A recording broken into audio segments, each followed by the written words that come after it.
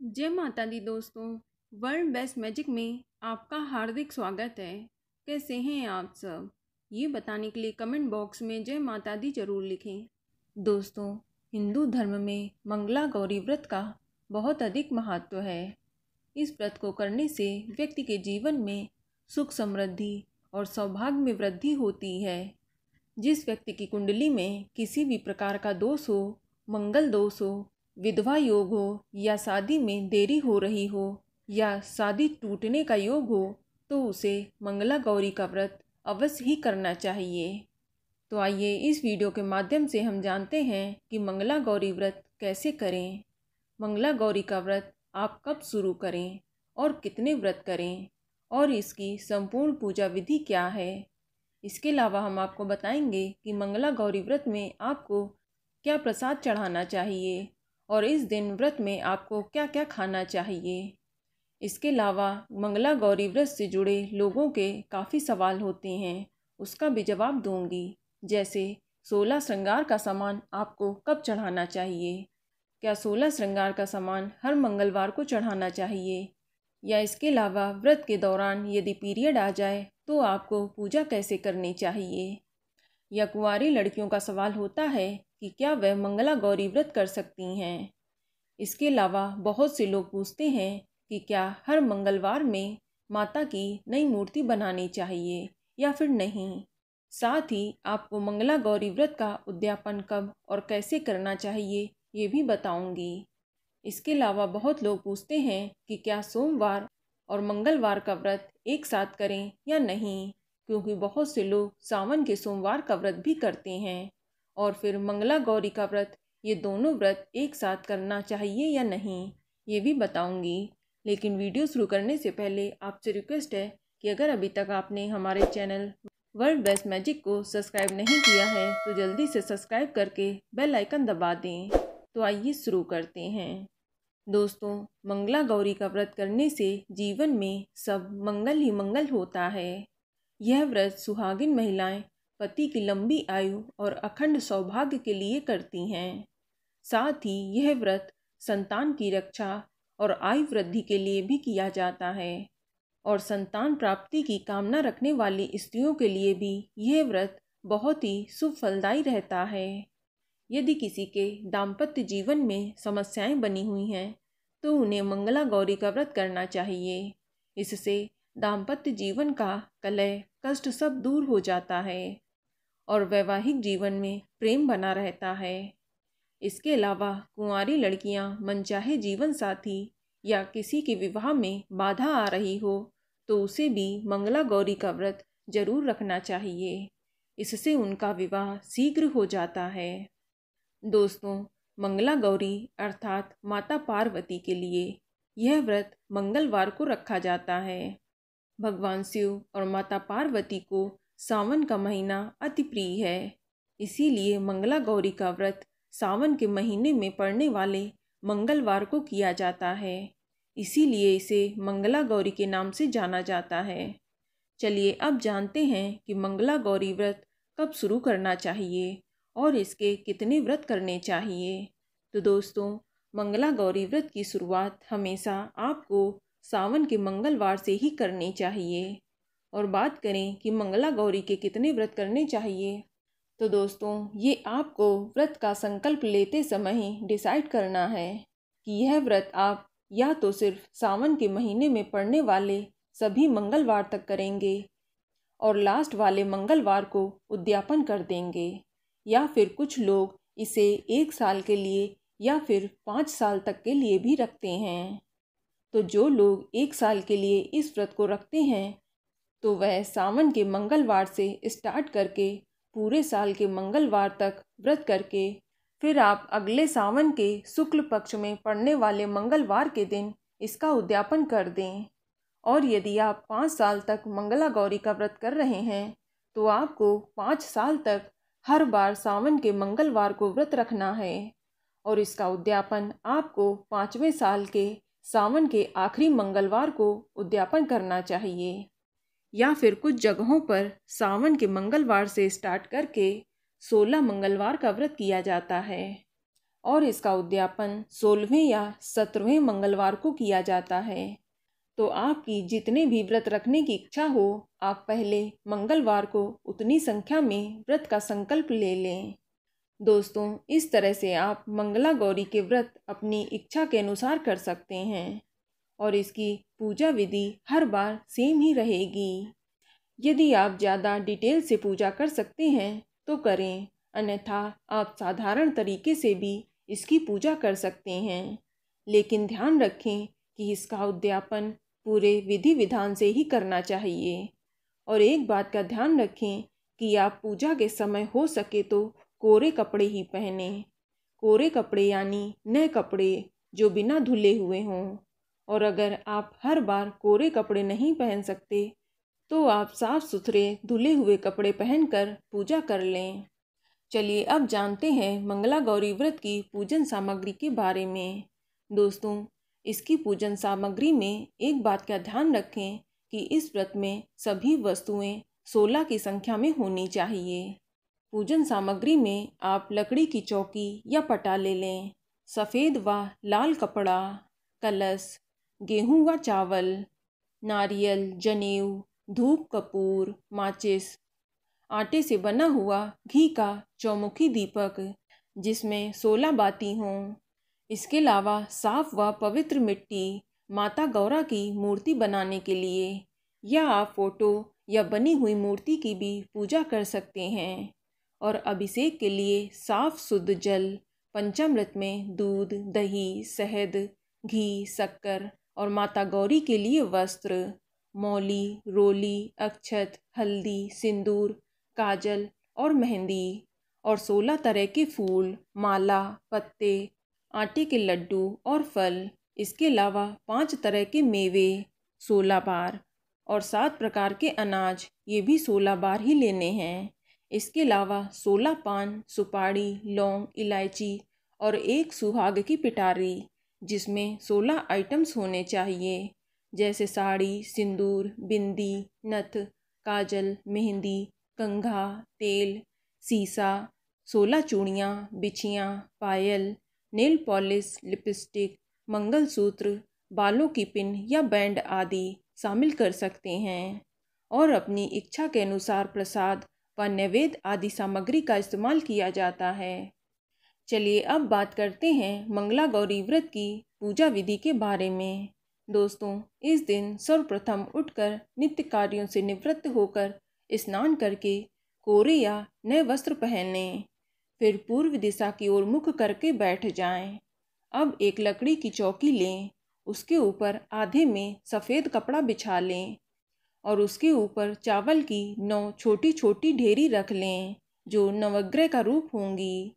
और अब उसी चौकी पर आधे में लाल कपड़ा बिछा लें जिसके ऊपर गेहूं के 16 ढेरियां बनाएं जो षोडश मातृका का रूप होंगी। और अब चौकी के दाहिनी तरफ थोड़े से चावल अलग से रखकर उसके ऊपर पान के पत्ता रखें और उसमें स्वास्तिक बना लें। अब उसके ऊपर गणेश जी की प्रतिमा स्थापित कर दें और ठीक उसी तरह चौकी के बाईं ओर गेहूं की अलग से ढेरी लगा लें और उसके ऊपर कलश की स्थापना करें। कलश के मुख पर मौली बांध लें और कलश में शुद्ध जल भरकर एक हल्दी की गांठ, सुपारी, चावल और एक सिक्का डालें। अब उस पर 5 पल्लव लगाकर नारियल रख दें और अब चावल से अष्टदल कमल बनाएं और उसके ऊपर 16 बातियों वाला चौमुखी घी का दीपक जला दें। अब चौकी पर माता गौरी की प्रतिमा स्थापित करें या आपने मिट्टी की मूर्ति बनाई है तो उसकी स्थापना करें। इसके बाद सर्वप्रथम आप गणेश जी की विधिवत पूजा करें। वस्त्र स्वरूप जनेऊ अर्पित करें। रोली, अक्षत, मौली, चंदन, सिंदूर, सुपारी, लौंग, फूल, फल, मेवा और दक्षिणा आदि चढ़ाते हुए विधिवत पूजा करें। इसके बाद कलश की भी पूजा करें। इसके बाद कलश का पूजन भी गणेश जी की पूजा के समान ही किया जाता है। इसके बाद आप 16 बाती वाले दीपक की भी पूजा करें। उसके बाद चावल की जो 9 ढेरी नवग्रह के स्वरूप में है और गेहूं की 16 ढेरी जो षोडश मातृका के रूप में है, उनकी भी विधिवत पूजा अर्चना करें। तत्पश्चात आप माता गौरी की पूजा करें। सबसे पहले प्रतिमा को जल, दूध, पंचामृत आदि से स्नान कराकर माता को वस्त्र धारण कराएं और उनका श्रृंगार करें। अब माता गौरी को रोली, चावल, सिंदूर, मेहंदी, काजल लगाएं। इसके बाद 16 तरह की सभी चीज़ों जैसे फूल, माला, फल, पत्ते, पान, सुपारी, लौंग, इलायची तथा 5 प्रकार के मेवे, सप्त अनाज आदि अर्पित करें। और दोस्तों, प्रसाद में इसमें आप 16 आटे के लड्डू व 16 बतासे या जो भी आपने अपनी इच्छा के अनुसार भोग प्रसाद चढ़ाना चाहते हैं वह चढ़ा सकते हैं। लेकिन एक बात का ध्यान रखें कि इसमें आपको 3 फल जरूर चढ़ाने चाहिए। पहला गणेश जी को, दूसरा शिव जी को, तीसरा माता गौरी को। आप कोई भी मौसमी फल जैसे आम, केला, सेब आदि चढ़ा सकते हैं। बस ध्यान रखें कि पूजा के बाद जो गणेश जी को फल चढ़ाया है उसे अपने पति को दे दें और जो शिव जी को फल चढ़ाया है उसे किसी ब्राह्मण को दे दें और माता गौरी वाला फल आप स्वयं ग्रहण करें। लेकिन जो कुंवारी लड़कियां हैं वह गणेश जी वाला फल किसी शिवालय या किसी मंदिर में जाकर रखाएं या फिर पंडित को भी दे सकती हैं। इसके बाद माता गौरी को सुहाग की पिटारी यानी श्रृंगार का सामान अर्पित करें। इसके बाद माता गौरी की विधिवत धूप दीप जलाकर आरती करें और पूजा को संपन्न करें। अंत में मंगला गौरी व्रत की कथा सुनें व पढ़ें और कथा सुनने के बाद विवाहित महिलाएं अपनी सास या ननद को 16 लड्डू, सुहाग की पिटारी और कुछ दक्षिणा के साथ देकर उनके पैर छूकर उनका आशीर्वाद लें। इसके बाद यही प्रसाद ब्राह्मण को भी दिया जाता है। और अंतिम व्रत के दूसरे दिन यानी बुधवार को देवी की प्रतिमा जो मिट्टी से बनाई है उसे किसी नदी, तालाब में विसर्जित कर दिया जाता है। दोस्तों, इस दिन आप अपनी इच्छा के अनुसार 11, 21, 51 या 108 बार माँ मंगला गौरी के मंत्र का जाप जरूर करें। मंत्र इस प्रकार है: सर्व मंगल मांगल्ये शिवे सर्वार्थ साधिके शरण्ये त्र्यंबके गौरी नारायणी नमस्तुते। दोस्तों, इस मंत्र का जाप जरूर करें। इसके अलावा जब आपके मन्नत के अनुसार मंगला गौरी व्रत पूर्ण हो जाएं, तब आखिरी मंगलवार को विधिवत पूजा करके व्रत का उद्यापन करें। दोस्तों, भले ही आप हर मंगलवार को सिंपल तरह से पूजा करते हों, लेकिन उद्यापन वाले दिन पूरे विधि विधान से पूजन जरूर करें। हर सामग्री 16 की संख्या में हो और मिट्टी की माँ गौरी की मूर्ति भी अवश्य बनाएं और नेक्स्ट डे उसका विसर्जन भी जरूर करें। फिर पूजा के बाद आप इस दिन 16 सुहागिन स्त्रियों को भोजन जरूर कराएं। आप चाहें तो किसी पंडित को बुलाकर विधि पूर्वक अपने व्रत का उद्यापन करवा सकते हैं। आप उद्यापन वाले दिन पूरे परिवार सहित अर्थात कुंवारी कन्याएं अपने माता पिता के साथ और सुहागिन महिला अपने पति के साथ हवन जरूर करें। पूर्ण आहुति में पूरे परिवार को शामिल जरूर करें और अंत में आरती करें। इस तरह से माँ मंगला गौरी व्रत का उद्यापन किया जाता है। चलिए अब बात करते हैं कि मंगला गौरी व्रत में क्या खाना खाना चाहिए। दोस्तों, सुबह की पूजा करने के बाद आप फलाहार ले सकते हैं।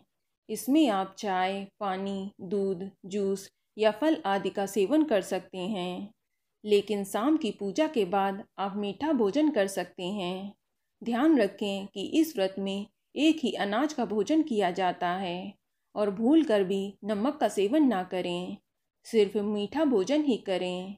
आप इस समय खीर, दूध रोटी, दही पूरी या पराठा या मीठी पूरी या मीठा पराठा चीनी या गुड़ का बनाकर खा सकते हैं। इसके अलावा आप चने की रोटी, आटे का हलवा या बेसन का हलवा या आटे की पंजीरी अपनी इच्छा के अनुसार खा सकते हैं। आप कोई भी एक अनाज शाम के समय ले सकते हैं। चलिए अब आपके सवालों के जवाब दे दूं, क्योंकि बहुत से लोग कमेंट करके अपने सवाल, डाउट्स पूछ रहे हैं। अगर आपका भी कोई सवाल हो तो कमेंट करके पूछ लें, मैं आपको आपके सवाल का जवाब दूंगी। तो सबसे पहला सवाल है कि लेडीज़ अगर पीरियड में हो तो वह अपना मंगला गौरी व्रत और पूजा कैसे करें। तो दोस्तों, पीरियड में कभी भी आप व्रत को ना छोड़ें। आपको इस दिन व्रत जरूर रखना चाहिए, लेकिन अपनी पूजा किसी और से करा लें। आप घर के किसी भी सदस्य से या फिर मंदिर के पंडित जी से अपनी पूजा करा सकती हैं, लेकिन अपना व्रत कंटिन्यू जरूर करें। अब दोस्तों, बहुत सी लेडीज ये पूछती हैं कि क्या वह यह व्रत मायके से स्टार्ट करें या फिर ससुराल से। तो आपको बता दें कि इस व्रत में ऐसी मान्यता है कि यह व्रत मायके में ही शुरू करना चाहिए, लेकिन कुछ लोगों का मायका दूर होता है। तो अगर आप मायके जा सकती हैं तो ठीक है, लेकिन किसी कारणवश यदि आप मायके नहीं जा सकती हैं तो आप यह व्रत ससुराल से या आप जहाँ रहती हों वहाँ से व्रत स्टार्ट कर सकती हैं। इसमें कोई भी प्रॉब्लम नहीं है। इसके अलावा कुंवारी लड़कियों के भी क्वेश्चन आते हैं कि क्या वह मंगला गौरी व्रत रख सकती हैं, अगर हाँ तो कैसे रख सकती हैं।